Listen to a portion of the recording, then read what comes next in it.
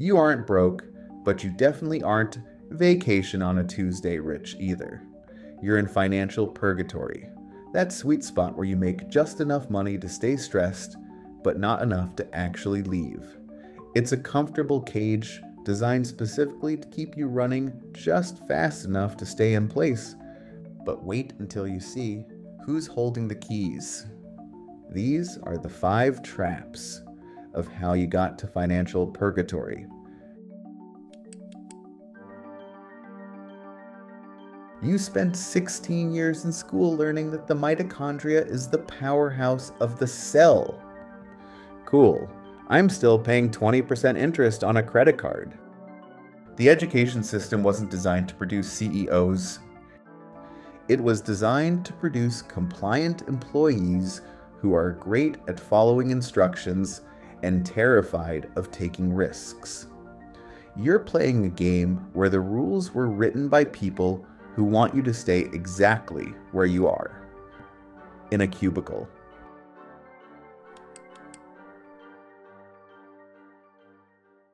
This is why the middle class is obsessed with the grind.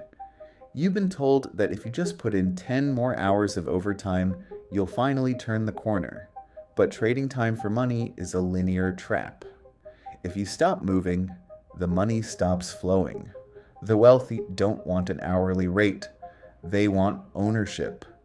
They want assets that work while they're asleep. While you're setting an alarm for 6 a.m. to go attend a meeting, that could have been an email.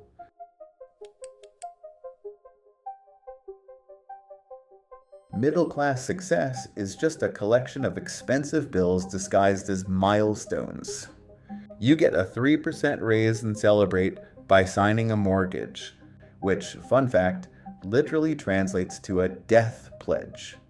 You've committed 30 years of your life to a pile of wood and drywall just so you can stay in the same zip code as your cubicle.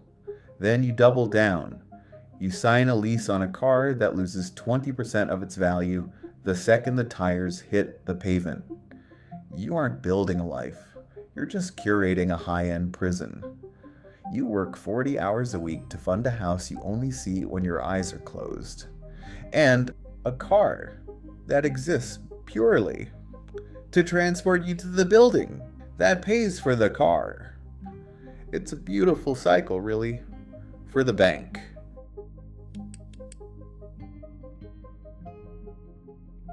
Then there's the 401k. Now don't get me wrong, on paper it's a miracle. Your employer matches your contribution, which is essentially the only time in your adult life someone will hand you free money without a catch. But that's the trap. It's the most statistically sound hostage situation in history. You and the government have entered a multi-decade pinky promise where you agree to stay at your desk until your hair matches the color of a spreadsheet. And in exchange, they'll let you have your own money back once you're officially too tired to use it. It's brilliant, really. They've convinced the entire middle class to pre-order a version of freedom that doesn't arrive until the warranty on your knees has already expired.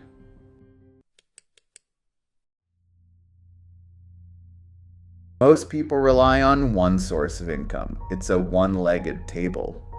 And for some reason, we don't just sit at it, we stand on it. We treat it like a pedestal. But it's not a pedestal. It's a trap door. And the guy with his hand on the lever? That's Gary. He's not a villain. He's just a middle manager with a quarterly bonus on the line. The wealthy don't worry about trap doors. They're the ones who bought Gary the lever. Meanwhile, the middle class tries to deploy their LinkedIn profile like a parachute, as if a skill endorsement in Microsoft Excel is actually going to help them stick the landing.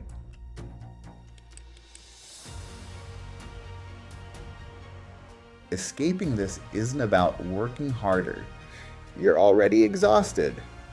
It's about shifting from a consumer to a builder. Once you realize safety is just a well-decorated illusion, you can finally start building something real. even if it's just an LLC to write off your Netflix subscription as a research expense. I mean, why not? Because at the end of the day, Gary might hold the lever, but he didn't lock the cage. You did. You're not the prisoner anymore. You're the unpaid security guard. You sat down, got comfortable, and realized the keys were in your hand the whole time.